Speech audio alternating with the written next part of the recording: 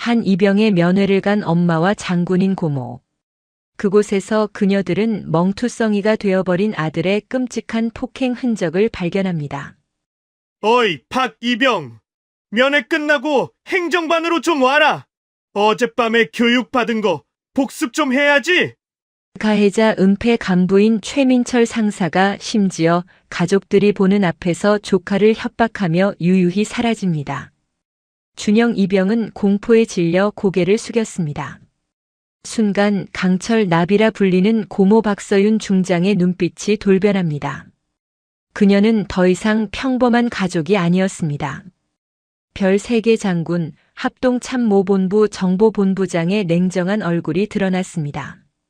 그녀가 참다 못해 전화를 건 곳은 다름 아닌 합참지휘 통제실이었습니다. 나다. 현 시간부로 육군 3사단 백골부대에 대한 합참 차원의 특별 감찰을 개시한다. 국방부 조사본부와 안보지원사 즉각 기동시켜. 여러분, 오늘도 편안한 시간 보내고 계신가요? 이등병의 절규를 묵살한 썩어빠진 군 지휘 체계를 별 3개의 분노로 단죄하는 피바람 개혁 이야기, 재미있게 시청하시고 내용이 마음에 드셨다면 구독과 좋아요 부탁드리겠습니다. 그럼 철원 백골 부대에서 벌어진 충격적인 이야기 시작하겠습니다. 새까만 어둠이 강원도 철원의 최전방을 집어삼켰다. 3사단 백골 부대가 자리한 이 지역의 밤은 살을 애는 듯한 찬 공기와 삭풍만이 지배했다. 혹한의 땅 백골 부대. 그 이름만큼이나 냉혹하고 무자비한 이등병의 생활은 박준영에게 끊임없는 고통이었다. 준영은 입대한 지 2달, 자대에 배치된 지 2주째였다. 그의 오른쪽 가슴에 달린 계급장, 검은 바탕 위에 하얀 마름모 2개는 그가 이 부대에서 가장 낮은 존재, 이병임을 증명하는 표식이었다. 생활관 안은 20명 남짓한 사내들의 거친 숨소리와 눅진한 땀 냄새, 그리고 짓누르는 계급의 무게로 가득 차 있었다. 생활관의 습도는 높았지만 군기만큼은 철원처럼 얼어붙어 있었다. 준영은 침상 위에서 간신히 몸을 웅크린 채 숨을 쉬고 있었다. 언제 터질지 모르는 시한폭탄, 생활관의 지배자 오진혁 병장의 움직임을 감지하기 위해 온몸의 신경을 곤두세웠다. 오 병장은 상병 2명과 함께 텔레비전을 보고 있었다.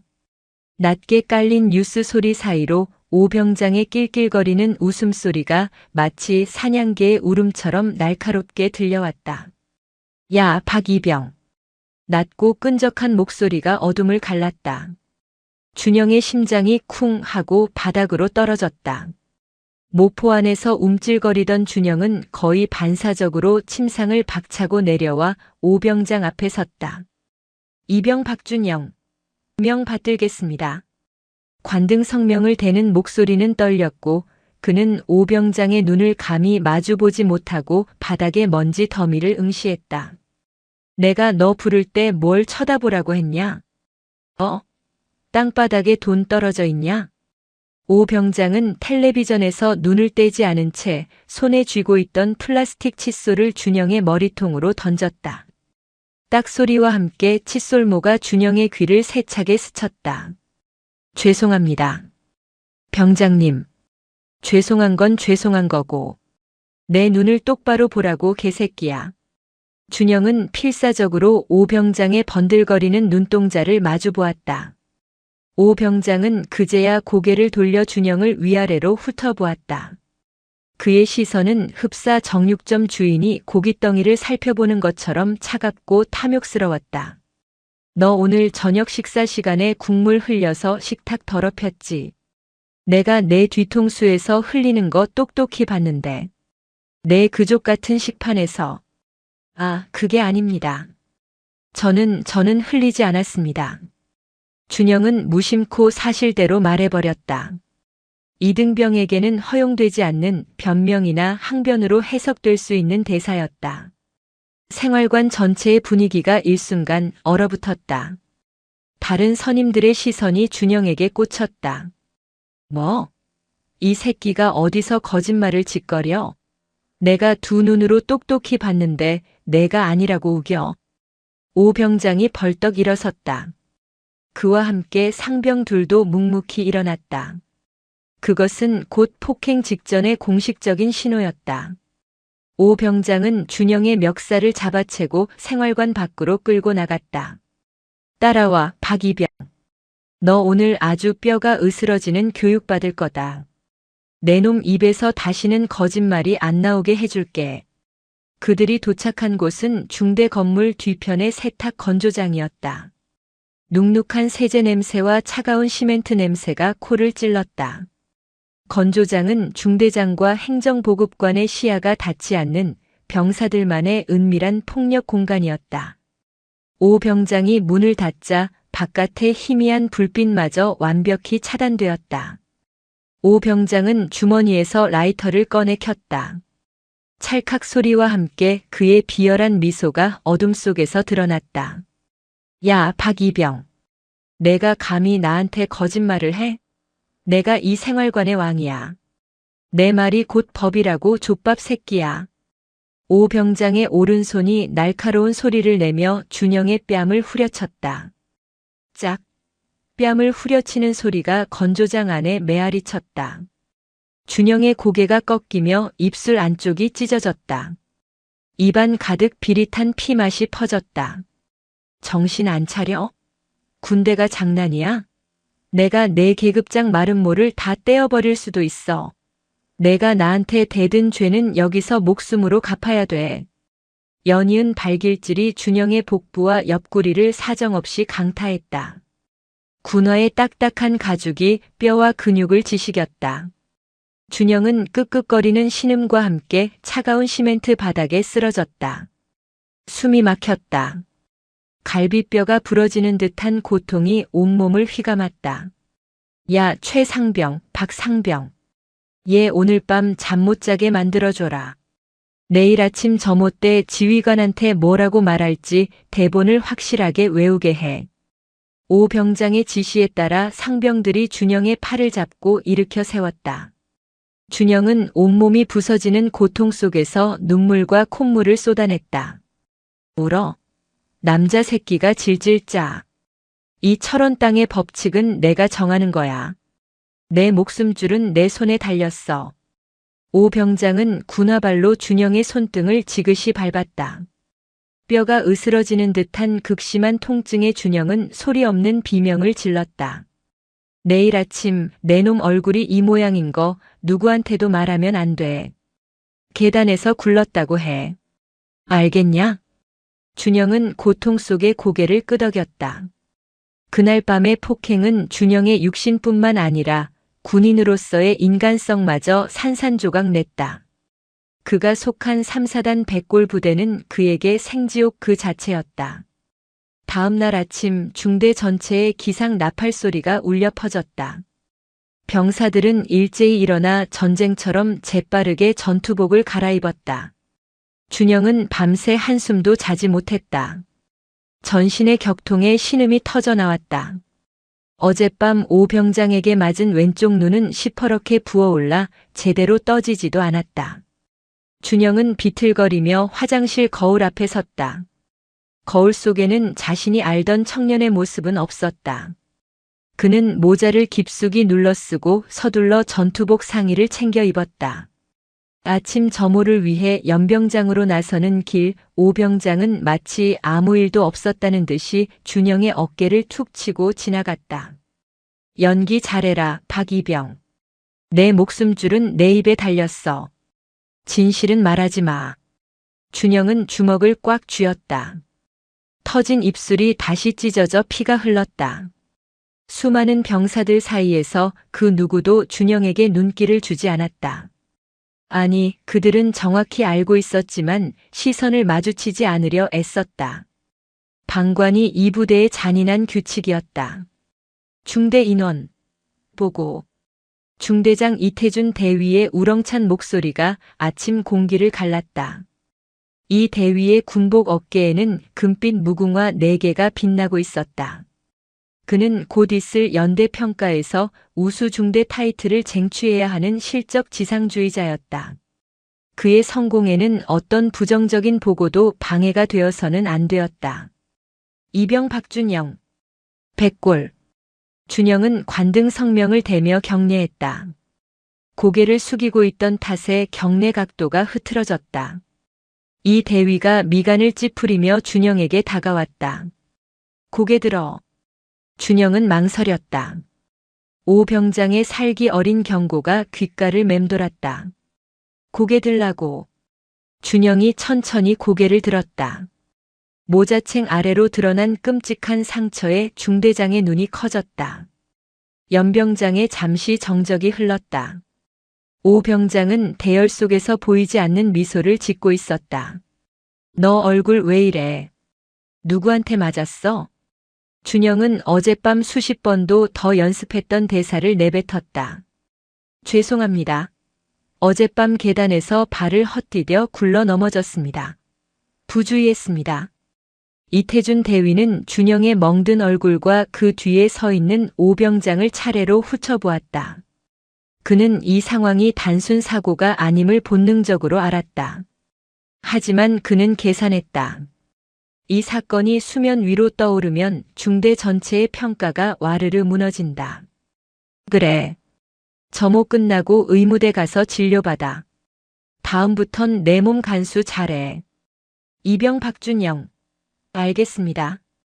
그게 끝이었다. 중대장은 더 이상 묻지 않고 돌아섰다. 준영은 다시 고개를 숙였다. 작은 희망마저 사라지는 순간이었다. 지휘관은 진실을 알면서도 자신의 실적을 위해 묵인한 것이다. 그날 오후 준영은 절박한 심정으로 중대 행정반을 찾았다. 벽에는 마음의 편지함이 걸려 있었다. 익명성이 보장된다는 문구가 그의 눈에 들어왔다. 준영은 화장실 칸에 숨어 떨리는 손으로 편지를 썼다. 자신이 당한 폭행, 오진혁 병장의 이름, 상병들의 가담, 그리고 어젯밤의 잔혹한 일까지 상세히 적었다. 그는 편지의 말미에 이렇게 덧붙였다.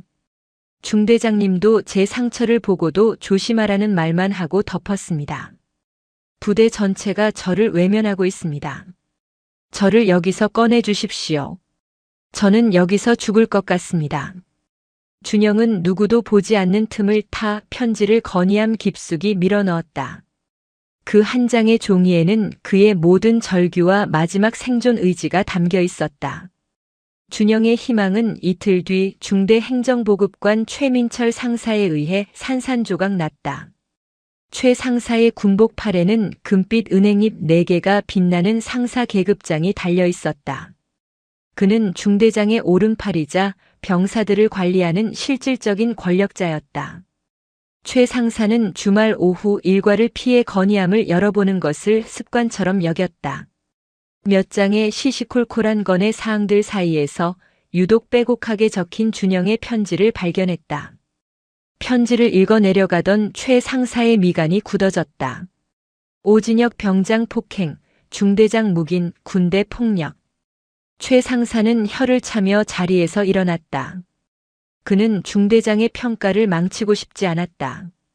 이태준 대위의 진급이 곧 자신의 안락한 군 생활을 보장해 줄 것이기 때문이었다. 그는 텔레비전을 보던 오진혁 병장을 불렀다. 야, 오 병장. 너 때문에 내가 귀찮아 죽겠다. 다음 주 연대장님 순시 때 사고 터지면 너만 영창 가는 게 아니라 나랑 중대장님까지 진급물 건너가. 알아서 처리해. 최 상사는 준영의 절규가 담긴 편지를 오 병장에게 건넸다. 네, 상사님. 걱정 마십시오. 쓸데없는 소리 안 나오게 교육 잘 시키겠습니다. 아주 조용히 제대로. 오 병장은 편지를 받아들고는 행정반 뒤편의 소각장으로 향했다. 그는 준영의 편지를 천천히 찢어 불길 속으로 던져 넣었다. 종이가 타 들어가 검은재로 변하는 것을 보며 그의 입가에는 섬뜩한 미소가 걸렸다. 내 놈의 목소리는 누구에게도 닿지 않아. 내가 쓴 건 그저 연기처럼 사라지는 쓰레기야. 그날 밤, 준영은 다시 건조장으로 끌려갔다. 이번에는 오 병장 혼자가 아니었다. 그의 일당 상병들뿐만 아니라 다른 생활관의 분대장급 선임들까지 동원되었다. 그들의 분노는 단순한 폭행이 아닌 조직적인 보복의 형태를 띠고 있었다. 야, 박이병. 내가 감히 우릴 찔러? 내가 누군데 감히 중대장님과 행보관님을 건드려? 내가 쓴 편지 내용을 내 뼈에 새겨줄게. 오 병장의 목소리는 분노를 넘어선 살기를 품고 있었다. 준영은 자신이 마지막으로 기댔던 희망이 자신을 더 깊은 나락으로 밀어넣었다는 것을 깨달았다. 편지 내용은 아주 자세하더라. 오진혁 병장이 나를 짐승처럼 때렸다고. 너 오늘 내가 진짜 짐승이 뭔지 보여줄게. 내가 쓴 거 내가 하나도 빠짐없이 내 몸으로 돌려줄게. 이날의 폭행은 이전보다 훨씬 더 잔혹하고 길었다. 준영은 의식을 잃기 직전 자신의 몸에서 피와 섞인 핏물이 흘러나와 차가운 시멘트 바닥에 붉은 웅덩이를 만드는 것을 느꼈다. 갈비뼈를 걷어차이는 고통, 머리가 벽에 부딪히는 충격. 도망칠 곳은 없다는 절망이 그의 뇌리에 깊숙이 박혔다. 그가 다시 희미하게 정신을 차렸을 때 오병장은 그의 귀에 속삭였다. 이제 내가 믿을 건 아무것도 없어. 내 가족도 내 지휘관도 내가 쓴 개 같은 편지도. 너를 살려둘지 아니면 이 철원 땅에 묻어버릴지는 오직 내 마음이야. 내가 군복을 입는 한 넌 내 소유야. 한 달이라는 시간이 지옥처럼 흘러갔다. 박준영 이병의 몸에는 새로운 멍이 아물 틈도 없이 더해졌다. 오진혁 병장과 그 일당의 가혹 행위는 마음의 편지 사건 이후 더욱 노골적이고 잔인해졌다. 준영은 완벽하게 혼자가 되었다. 철원의 겨울은 끝없이 길었고 그의 삶도 끝없이 절망적이었다. 절망적인 시간이 흐르던 어느 토요일 오후 박준영 이병에게 면회 신청이 들어왔다. 부모님과 고모. 준영은 면회실로 향하는 내내 심장이 불안하게 요동쳤다. 이 만신창이가 된 얼굴, 이 죽어버린 눈빛을 어떻게 설명해야 할까? 그는 모자를 깊숙이 눌러쓰고 상처가 남은 턱을 가리기 위해 필사적으로 고개를 숙였다. 면회실 문을 열고 들어섰을 때 어머니는 그의 창백한 안색과 헬쑥해진 모습에 울먹였다. 아버지는 그런 어머니를 달래면서도 아들의 어딘지 모르게 불안해 보이는 태도를 걱정스럽게 바라보았다. 그리고 테이블 끝에 완벽하게 각 잡힌 자세로 앉아있는 한 여성이 있었다. 바로 준영의 고모 박서윤 중장이었다. 준영의 아버지는 평범한 회사원이었지만 그의 하나뿐인 여동생인 박서윤은 다른 길을 걸었다. 그녀는 대한민국 육군의 장성이었다. 그것도 보통 장성이 아닌 수많은 남성 군인들 사이에서 자신의 능력 하나만으로 정점에 오른 현재 합동참모본부 정보본부장 직책을 수행하고 있는 인물이었다. 그녀의 어깨에 빛나는 금빛 별 3개는 면회실의 모든 공기를 압도하고 있었다. 그녀의 군복은 완벽했고 그녀의 시선은 날카로운 레이저 같았다. 고모셨습니까? 백골. 준영은 애써 목소리를 가다듬고 3, 4단의 경례 구호인 백골을 외치며 경례했다. 그의 목소리는 떨렸지만 군인으로서의 마지막 예의였다. 박서윤 중장은 준영의 경례를 받지 않았다. 그녀는 그저 조카를 날카로운 눈으로 응시했다. 그녀의 눈은 평범한 고모의 눈이 아니었다. 그것은 수십 년간 적의 위장과 기만을 꿰뚫어 본 진실만을 추구하는 정보수장의 눈이었다. 앉아라, 준영아. 그리고 물부터 마셔. 내 목소리가 건조한 철원 공기보다 더 말라있구나. 그녀의 차분한 목소리에 준영은 자리에 앉았다. 어머니는 준비해온 음식을 꺼내며 조잘거렸지만 준영은 음식을 입에 댈 생각조차 하지 못했다. 그의 눈빛은 불안정하게 흔들렸다. 박서윤 중장은 준영이 모자를 깊숙이 눌러쓰고 상처를 가리기 위해 고개를 미묘하게 숙이고 있다는 것을 단번에 파악했다. 그녀의 눈은 이미 그 부자연스러운 행동에서 은폐된 진실을 읽어내고 있었다. 준영아. 예, 고모. 모자 벗어. 지금 당장. 순간 면회실의 공기가 얼어붙었다. 어머니의 손이 멈칫했고 아버지는 상황의 심각성을 깨닫고 침묵했다. 아, 실례라서 벗겠습니다. 준영은 떨리는 손으로 모자를 벗었다. 그리고 드러난 그의 왼쪽 눈두덩. 한 달이 지났음에도 불구하고 보라색과 푸른색이 섞인 멍 자국과 관자놀이 근처에 선명하게 남아있는 작은 흉터가 그대로 노출되었다. 상처는 치료된 것이 아니라 방치되어 피부 조직이 변형된 흔적이었다. 이건 뭐지? 내가 계단에서 굴렀다고 보고됐는데. 훈련 중에 생긴 타박상이라고. 아, 그게 훈련 중에. 준영은 다시 어젯밤 오 병장이 강요한 거짓말을 반복하려 했다. 거짓말하지 마라. 훈련. 무슨 훈련이 관자놀이에 둔기의 흔적을 남기지. 이건 단순한 타박상이 아니다. 내 피부가 겹치고 겹쳐서 색깔이 변했어. 뼈에 극심한 충격이 가해진 흔적이다. 그 단어에 준영의 부모님은 숨을 삼켰다. 아버지가 주먹을 부르르 떨며 일어섰다. 서윤아, 이게 무슨 소리야?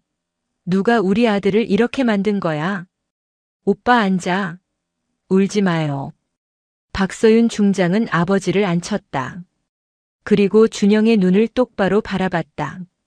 그녀는 더 이상 고모가 아니었다. 그녀는 대한민국 육군의 별 3개 중장 합참정보본부장이었다. 박준영 이병. 이병 박준영. 명 받들겠습니다.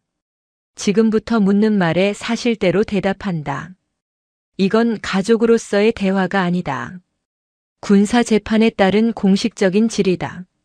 거짓이나 은폐 시도가 있을 경우 너 또한 군법으로 처벌받을 수 있다. 내가 침묵하면 가해자가 승리한다. 알겠나? 네, 알겠습니다. 누구야? 이름대. 단 2마디였지만 그 안에는 진실 외의 모든 것을 용납하지 않겠다는 강철 같은 의지가 담겨 있었다. 준영은 그 말에 모든 것이 무너져 내리는 것을 느꼈다. 그는 참아왔던 눈물을 터뜨리며 바닥에 주저앉았다. 그는 울부짖으며 모든 것을 털어놓았다. 오진혁 병장의 이름과 일당들, 건조장에서의 상습적인 폭행, 그리고 마음의 편지가 묵살되고 오히려 도복을 당했던 그날 밤의 일까지. 모든 이야기를 들은 박서윤 중장은 아무 말 없이 눈을 감았다. 그녀의 얼굴은 분노를 넘어선 차가운 평온함마저 감돌았다. 그녀는 천천히 눈을 뜨고 자신의 전화를 꺼내들었다. 박서윤 중장은 면회실 구석으로 걸어갔다. 나다. 정보본부장 박서윤이다. 전화가 연결되자마자 그녀가 뱉은 첫 마디였다. 수화기 너머에서 긴장한 목소리가 들려왔다. 본부장님, 충성, 지시 하명하십시오. 박서윤 중장의 목소리는 얼음장처럼 차가웠다. 그녀는 대한민국 군의 최고 실세 중 한 명으로서 지체 없이 명령을 하달했다. 지금부터 내 말을 단 하나의 오차도 없이 받아 적고 즉시 실행한다. 하나라도 틀리면 내가 직접 책임져야 할 거야. 명령 대기 중입니다. 하나. 현 시간부로 육군 제3보병사단 백골 부대의 합참정보본부장 명의의 특별감찰 및 직권수사를 명령한다. 수화기 너머의 상대방은 숨을 삼켰다. 사단장조차 거치지 않는 합참의 직접 수사 명령은 사실상 해당 부대의 지휘 체계를 일시 정지시키는 강력한 조치였다. 2. 국방부 조사본부와 군사안보지원사령부에 즉시 통보하여 합동수사팀을 꾸린다. 지금 즉시 3사단으로 기동한다. 현장 도착 예상시간 30분. 그들이 도착할 때까지 현장 보존이 최우선이다. 셋. 3사단 백호연대 수색중대 3소대 건물 전체를 즉시 통제구역으로 설정한다. 특히 행정반에 있는 모든 컴퓨터 하드디스크, 서류 파쇄기, 그리고 마음의 편지함을 원본 그대로 증거 보존한다. 파쇄기 전원은 지금 당장 차단해. 네. 수색중대 이태준 대위, 최민철 상사는 현 시간부로 직무 정지 및 격리 조치한다. 수사 방해 및 증거 인멸 혐의가 포착되는 즉시 체포한다. 5. 3소대 생활관 오진혁 병장 그리고 가혹행위 공범인 상병 2명은 특수폭행 및 가혹행위 현행범으로 간주 합동수사팀 도착 즉시 신병을 확보한다. 마지막으로 그녀는 가장 중요한 명령을 내렸다. 6. 3사단장 윤성민 소장 10분 내로 수색중대 면회실 내 위치로 전투복을 갖추고 뛰어오라고 해. 10분이다. 단 1초도 늦으면 안 돼. 충성. 본부장님, 즉각 조치하겠습니다. 백골. 전화가 끊겼다. 박서윤 중장은 준영의 부모에게 다가왔다. 오빠 형님. 잠시만 기다리세요. 준영이 이리 와. 고모 옆에 앉아. 준영은 여전히 떨고 있었지만 별 3개의 거대한 힘이 자신을 보호하고 있다는 것을 직감했다. 박서윤 중장이 전화를 끊은 지 정확히 3분이 지났을 때 3사단 부대 전체에 비상방송이 울려 퍼졌다.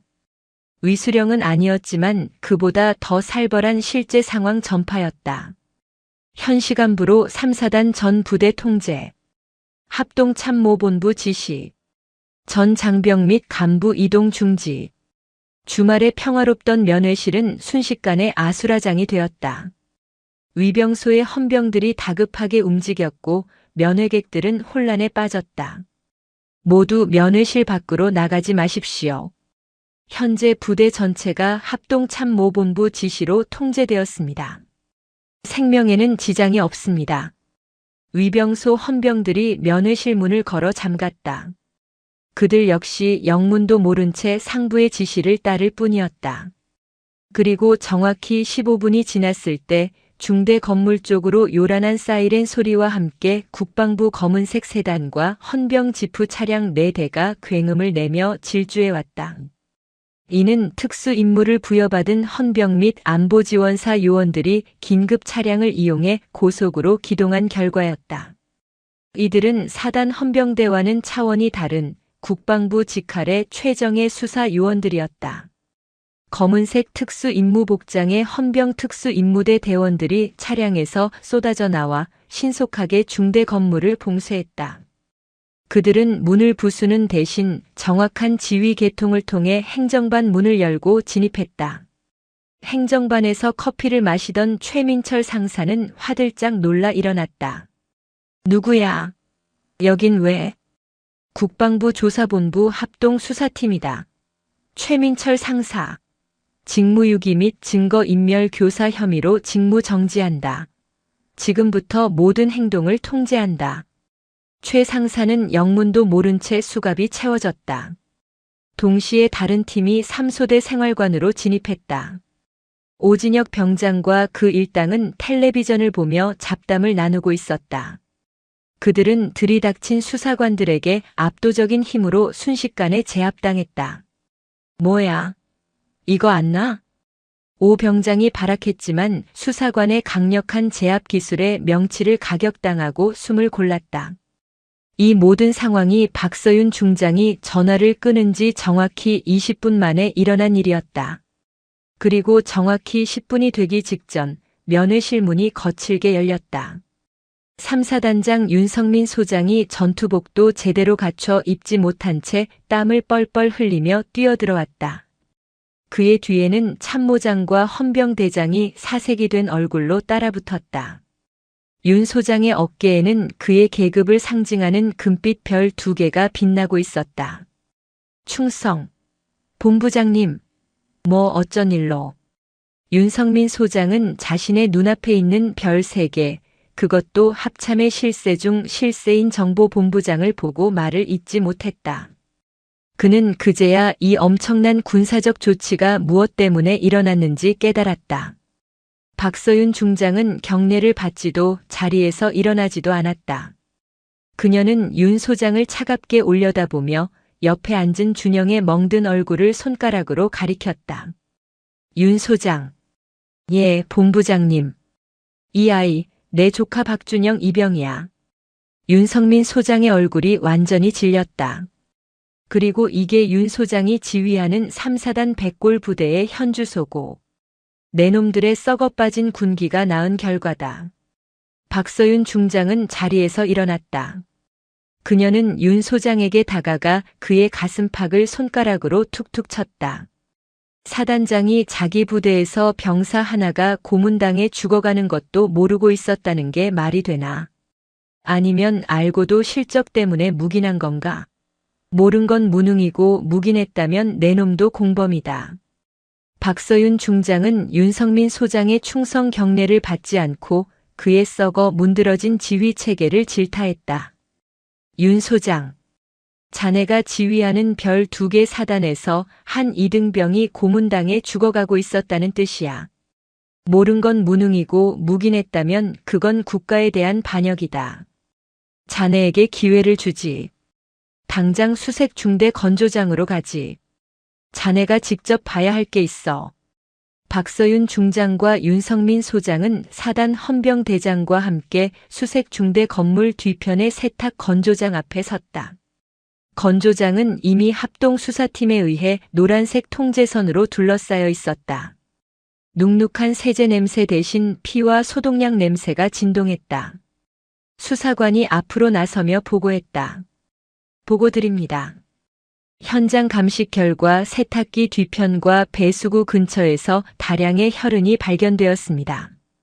루미놀 반응 결과 차가운 시멘트 바닥 곳곳에 닦아내려 한 흔적이 광범위하게 식별되었습니다. 수사관이 자외선 램프 아래 푸른 빛으로 빛나는 바닥을 가리켰다. 그것은 박준영 이병이 흘린 피의 흔적이었다. 윤성민 소장은 입술이 바싹 말랐다. 또한 행정반 서류 파쇄기에서 수거한 조각들을 맞춰 복원했습니다. 이것을 발견했습니다. 수사관이 증거물 봉투를 들어 올렸다. 그 안에는 피에 섞여 굳어진 찢어진 종이 조각들이 복원되어 있었다. 그것은 박준영 이병이 쓴 마음의 편지 원본이었다. 오진혁 병장의 이름, 폭행 사실, 그리고 은폐 시도까지 모든 것이 적나라하게 적혀 있었다. 윤성민 소장은 편지 사본을 읽어내려가다 결국 그 자리에 무릎을 꿇었다. 그의 별 2개 장성 군복은 흙바닥에 닿았다. 그는 자신의 부대에서 벌어진 이 끔찍한 조직적 범죄에 대해 치욕을 느꼈다. 본부장님, 제가 사단장으로서 면목이 없습니다. 저에게 이 썩은 뿌리를 도려낼 권한을 주십시오. 징계위원회를 열겠습니다. 제가 직접 위원장이 되겠습니다. 박서윤 중장은 윤 소장을 일으켜 세우지 않았다. 좋아. 자네의 그 결의가 진심이길 바라지. 당장 사단장 직권으로 긴급 징계위원회를 소집해. 내가 직접 참관하겠다. 자네의 부하들이 한 병사의 인권을 짓밟고 그것을 조직적으로 은폐한 죄를 이 백골 부대의 모든 장병들이 알아야 해. 3사단 사령부 대회의실은 차가운 정적이 감돌았다. 긴급 소집된 징계위원회는 사단장 윤성민 소장이 직접 위원장을 맡았고 상석에는 합참정보본부장 박서윤 중장이 배석했다. 그녀의 존재 자체가 모든 위원들의 목을 조르고 있었다. 첫 번째는 은폐에 가담한 지휘관들이었다. 이태준 대위, 최민철 상사가 헌병대에 이끌려 수갑을 찬 채 들어왔다. 그들의 계급장, 금빛 무궁화와 은행잎은 이미 빛을 잃었다. 윤성민 소장은 신문을 시작했다. 이태준 대위, 자네는 중대장으로서 소속 병사의 상습적인 구타 및 가혹 행위를 인지하고도 이를 묵살하고 은폐하려 했나? 이 대위는 고개를 숙인 채 변명하려 했다. 하지만 박서윤 중장의 증거 제시에 모든 것이 무너졌다. 최민철 상사가 내 놈의 지시를 받고 마음의 편지를 파쇄했다고 자백했다. 내 놈의 컴퓨터에서는 단순 사고로 축소 보고하라고 지시한 기록이 복원됐어. 내 놈의 진급 점수 때문에 한 병사의 목숨을 버린 거야. 결국 징계 결과가 발표되었다. 이태준 대위와 최민철 상사는 지휘관 및 간부로서의 기본 임무를 망각하고 진실을 조직적으로 은폐하려 한 죄가 극히 무겁다 하여 즉시 보직 해임되고 육군중앙수사단의 이첩 정식 군사재판에 회부되었다. 그들의 군 생활은 한순간의 잘못된 판단으로 끝이 났다. 다음은 가해자들이었다. 오진혁 병장과 공범 상병들이 죄수복 차림으로 들어왔다. 윤성민 소장은 일말의 동정심도 없이 선고했다. 너희는 군인도 아니다. 너희는 군복 입은 폭력배에 불과해. 너희는 전우를 지켜야 할 손으로 전우를 짓밟았다. 오진혁 병장 일당 3사람은 병역 내 상습 폭행, 가혹 행위, 명령 불복종 등 모든 혐의를 적용받아 육군 교도소에 수감되었다. 또한 남은 복무 기간과 관계없이 불명예 강등 조치가 명해졌다. 그들은 한때 생활관의 왕이었지만 이제 모든 것을 잃고 범죄자로 전락했다. 징계위원회가 끝나고 윤성민 소장은 박서윤 중장 앞에 섰다. 윤 소장, 자네에게 다시 묻지. 사표를 낼 텐가 아니면 내 손을 잡고 이 지옥 같은 개혁의 선봉에 설 텐가. 군복을 입고 싶다면 내 명령을 받게. 윤성민 소장은 허리를 꼿꼿이 폈다. 본부장님, 도망치지 않겠습니다. 3사단이 그 시범 부대가 되겠습니다. 제 모든 것을 걸고 이 썩은 뿌리를 뽑아내겠습니다. 백골, 명령만 내려주십시오. 박서윤 중장의 입가에 희미한 미소가 떠올랐다. 그녀는 윤 소장에게 서류철을 던졌다. 좋아. 내가 합참에 복귀하기 전에 구상해본 초안이다. 이름은 병영 부조리 근절을 위한 직통보고 시스템이야. 그 시스템의 핵심은 명확했다. 기존 지휘 계통을 거치지 않고 QR코드를 통해 합참정보본부 내 신설되는 인권센터로 실시간 직통 신고한다는 것이다. 신고자의 신분은 합참정보본부장의 1급 기밀로 분류되어 원 소속 부대는 접근조차 할 수 없었다. 윤성민 소장은 이것이 일선 지휘관들의 지휘권을 심각하게 침해하는 혁명적인 조치임을 알았지만 이를 거부할 명분도 용기도 없었다. 며칠 후 박서윤 중장은 합참으로 복귀했고 그녀가 상정한 직통보고 시스템 안은 최고 지휘관 회의에서 격렬한 반대에 부딪혔다. 정보본부장, 이건 지휘권 침해야. 병사들이 사단장 말은 안 듣고 합참 눈치만 보게 될 거라고. 군기강이 어떻게 될지 생각은 해봤나. 육군 참모총장이 고함을 질렀다. 박서윤 중장은 흔들리지 않았다. 그녀는 회의장 스크린에 박준영 이병의 멍든 얼굴 사진을 띄웠다. 제 조카입니다. 3사단에서 선임병들에게 짐승 취급을 받으며 맞았습니다. 여러분들이 말씀하시는 그 지휘 체계가 이 아이 하나를 지켜주지 못했습니다. 그녀는 목소리를 높였다. 병사들의 목소리를 직접 들으십시오. 그걸 못하겠다면 지금 당장 그 별 떼고 군복 벗으십시오. 박서윤 중장의 사자 후에 회의장은 압도당했다. 결국 국방부 장관의 중재로 직통보고 시스템은 3사단에서 우선 시범 운영하고 그 성과에 따라 전군 확대를 결정하기로 했다. 그리고 3사단은 완전히 다른 부대가 되어 있었다. 윤성민 소장은 모든 생활관, 화장실, 식당에 합참정보본부장 직통 신고 QR코드를 대문짝만하게 붙였다. 간부들은 이제 병사들 뒤에 있는 별 3개의 눈치를 보기 시작했다. 국군수도 병원 1인실. 박준영 이병은 한 달 넘게 집중적인 심리치료를 받고 있었다. 담당 군의관은 외상 후 스트레스 장애 진단으로 의병 전역을 권고했다. 부모님도 제발 그만두고 집으로 돌아오라고 애원했다. 그때 병실 문을 노크하는 소리가 들렸다. 사복 차림의 박서윤 중장이었다. 준영아, 선택은 내 몫이다. 이대로 전역해서 평범한 삶을 살아도 그 누구도 너를 비난하지 않아. 하지만 내가 겪었던 그 아픔을 다른 후배들이 겪지 않도록 돕고 싶다는 마음이 조금이라도 남아있다면 부사관 지원해 보는 건 어떻겠니? 그녀는 준영의 눈을 바라봤다. 내가 간부가 되어서 내가 겪었던 그 부조리를 직접 내 손으로 막는 거야. 고모가 뒤에서 든든하게 밀어줄게. 박준영 이병은 도망치는 대신 맞서 싸우기로 결심했다. 그는 의병 전역 신청서를 찢어버리고 부사관 지원서를 작성하기 시작했다. 몇 년의 시간이 흘렀다. 육군 훈련소. 수백 명의 훈련병들이 도열해 있었다. 한 남자가 그들 앞을 천천히 걸어가고 있었다. 그의 전투복 상의에는 녹색 바탕 위에 노란색 작대기 하나가 선명하게 빛나고 있었다. 바로 박준영 하사였다. 박준영 하사는 훈련병들의 눈빛만 봐도 그들의 상태를 알 수 있었다. 며칠간 잠을 설치는 훈련병, 그리고 동기들 사이에서 따돌림 당하고 있는 훈련병까지. 그는 훈련을 마친 후 조용히 한 훈련병을 분대장실로 불렀다. 너 며칠 전부터 밥도 잘 안 먹고 밤에 잠도 못 자지.